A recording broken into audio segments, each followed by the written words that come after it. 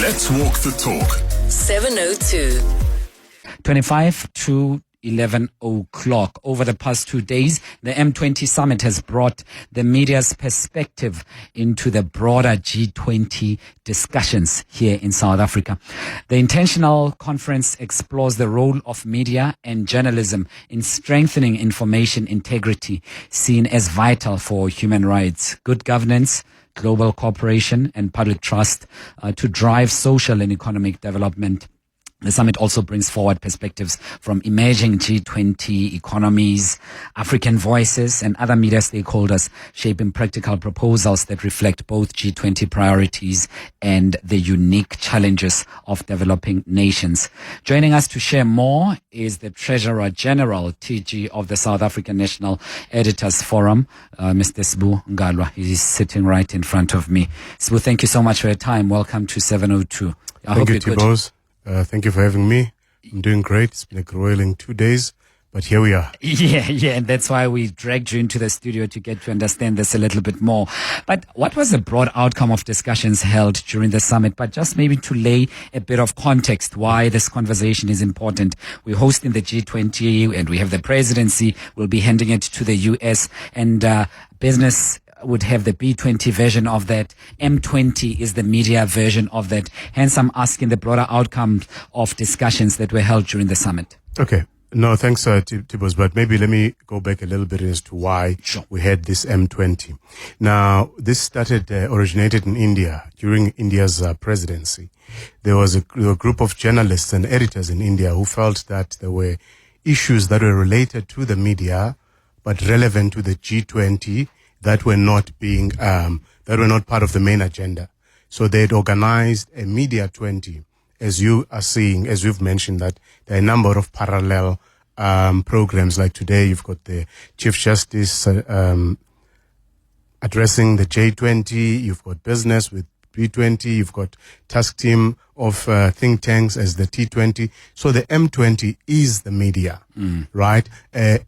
Having discussions around issues of common interest in these G20 countries, but also because this South African presidency is also by the African Union, including countries in the global south and African countries. So the reason why we had this one, in fact, this was the first in-person M20 summit. But it carries on from the discussions that were. So from India, it moved to Brazil last year, and now it was South Africa. Now, why we had to have this one and what of the outcomes is that when we came to the South African version, we felt that there were progressive discussions that were held in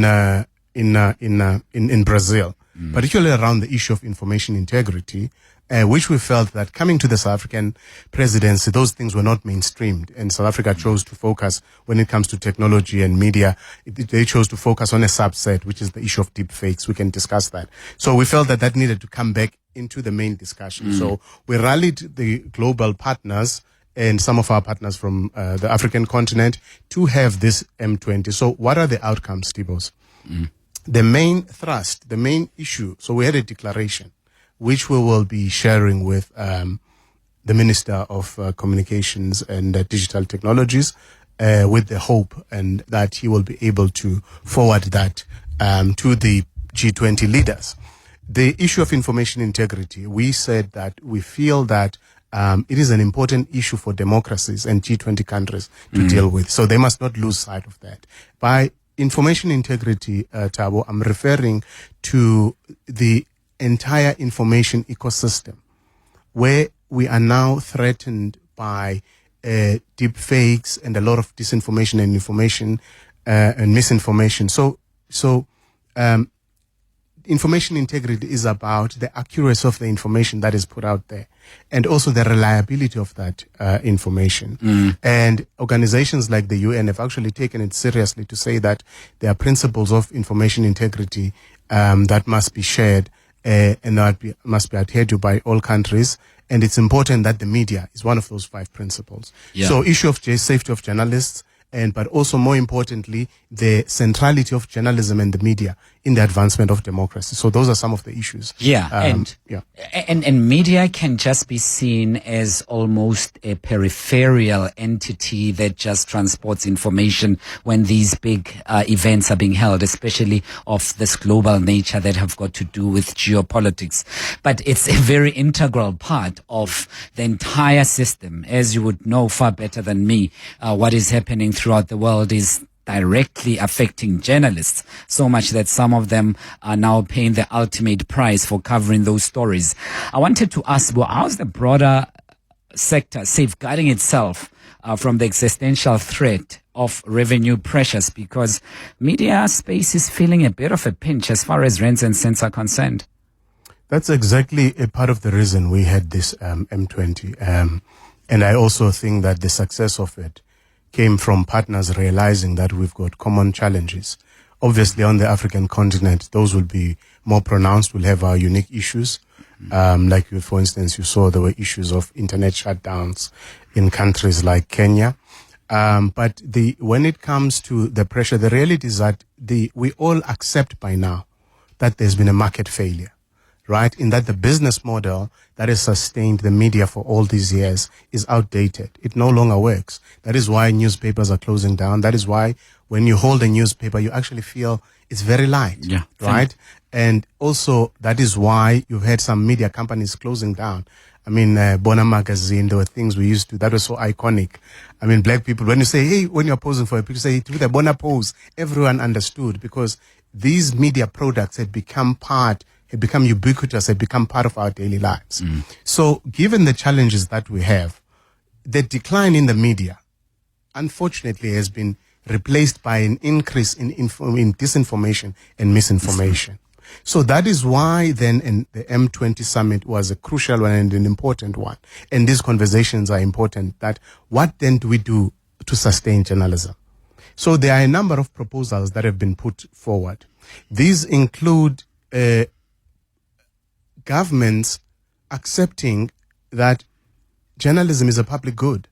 In the same way that going to the park or driving on a public road should be considered a public good, citizens and communities have a right to information, the right information, and to be able to freely access it. That is why we are saying that if the business model is broken, we're not saying let's bring back newspapers, right? We all most of us read our news from digital products, from our phones. So then let us make sure that data prices come down, even to a point where you zero rate credible news content. And we are saying to platforms, these are tech platforms, your Googles, Facebook, and so on, they must actually promote credible news content because there is a lot of disinformation, right? So which then says, Thabo, if somebody is getting a piece of information, they know that I can go to this particular product, I can go to 702 because 702 adheres to the BCCSA and also to the Press Council of South Africa. Yeah. So that becomes like an SAPS stamp of approval. Yes. Right? So those are some of the interventions. But also government can directly be involved in helping the media, as it has happened in other countries. For instance, there are transmission licenses that radio stations pay. Yes. Those are things that can be subsidized by government to help companies. You can also zero rate newspaper products or donations to media companies. Maybe you can get a rebate via SARS. So these are some of the conversations we are having because the business model is broken, but journalism must thrive and journalism is necessary for the functioning of a democracy. You have the luxury of having international partners, international associates and colleagues from across various countries coming together discussing this. I'm interested in knowing from you about the takeaways, especially from the international aspect of things, because South African context may be a little bit different, especially as far as internet penetration is concerned, as in one example. What are some of the takeaways from other counterparts that you've picked up already? So the beauty about it is that's why at the end of this 2-day summit, we came up with a declaration, which actually was endorsed by 45 partners and organizations, right, including media organizations in Africa, and we all agree on in the main, Thabo, in terms of the main issues. We are we all agree that there is a decline in a viable media landscapes, which is creating a void for disinformation. And we're also saying that some of the takeaways is that there is a lot of misinformation that is amplified by AI platforms, actually. Because what clever people are doing, you know, when you search AI on your phone, it gives you a ready answer. So you can actually feed it a lot of wrong answers. And then when you prompt it and say, who is Thabo Shole-Mashao? Then it gives you wrong answers, which is called AI hallucinations. Yes. So those are some of the things that are a threat to the current information ecosystem that we're saying platforms must have a conversation, all of us as governments, policymakers, media, business, and actually tech platforms as to how do we deal with these issues. And then we also, some of the takeaways also deal with the issue of, we've touched on the issue of media sustainability. And then there's assaults on journalists, because there was a time when we were dealing with physical threats to journalists. We've got colleagues that have been murdered by the Israeli regime in Gaza, but at the same time we've got online violence, particularly against journalists and in particular women journalists, right? So we are saying that tech platforms have a responsibility. You can't just have information or people being attacked and denigrated and then you take a hands-off approach. So everyone has a role to play in that regard. But I want us to come to the rest. I just need to take a break. Please pardon me, Sbu. Then I will come back and ventilate on the rest of those. Sbu Ngalwa is my guest. He's Treasurer General of the South African National Editors Forum. And we are looking at the M20 Summit that speaks to the media gathering. And it has brought some media perspective in the broader G20 discussions here in South Africa. 13 minutes to 11 o'clock. 7:02. Let's walk the talk on 92.7 and 106 FM. 11 to 11. Thabo in for Clement. We're together till 12. Really appreciate your time. We are speaking about the M20 Summit that has brought the media's perspective to a bigger, in general, G20 discussion. I'm sure wherever you are, you know that we are hosting the G20 and we have its presidency until the end of the year, and we'll be handing it over to the US. And thus, various elements of society have come through to make sure that all these nations get to discuss in their compartments various issues that are affecting them. You know about Women 20, Think Tank 20, T20, and various others. Media is called M20, and they're discussing important issues that are affecting both you and I directly, because every single day we engage with receiving and deciphering information from media, and some outlets are not credible, others are credible, and this is important because as you're sitting at home, you need to get credible, accurate information in order to make serious decisions about yourself and your life. The Treasurer General of the South African National Editors Forum is joining me now, Sbu Ngalwa. He's sitting right in front of me, and we are ventilating what came out of those discussions in the summit. So once again, I mean, we've touched brazenly and perhaps passingly on critical issues of misinformation, disinformation, and to a lot of people that may seem like one and the same thing. But just very briefly, I'd like you just to ventilate that in layman's term, and because that's very critical for people who are consumers of media to make decisions based on that. So, misinformation and disinformation are closely related concepts. But misinformation is me telling Thabo what I think I heard, thinking that it is correct, but it is actually incorrect. Right? That's misinformation. Disinformation is me fabricating a story deliberately and telling Thabo that Clement is no longer the host of the show. Now that is disinformation, right? So that's why the two concepts are always spoken about in one with the other, because they're closely related. And I think when it comes to society, it's about all the information. I mean, you know this from your family WhatsApp group. How many times you have to tell your relatives that something is not true. And that is why these things are dangerous to society.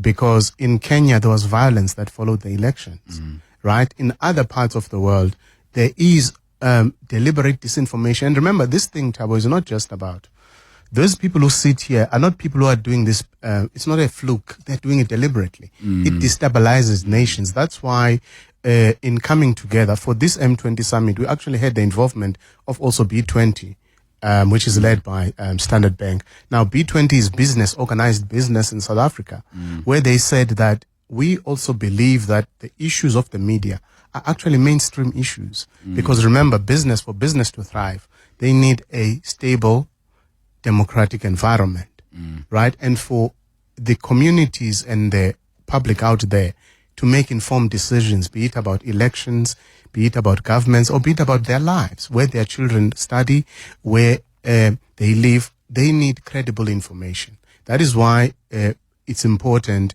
for governments, and particularly G20 countries, to understand that if there is inaction around these issues, these are not peripheral issues. These are mainstream issues. These things can lead to the erasure of the information ecosystem. It poses a direct threat to people's economic safety and civil rights, and even the stability of countries. So that's the important thing about this issue, Thabo. Yeah.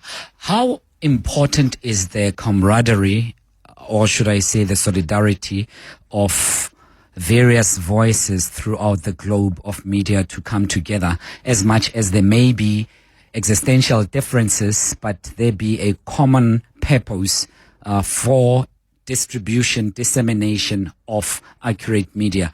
Partners from the continent and elsewhere coming together. How important is that solidarity?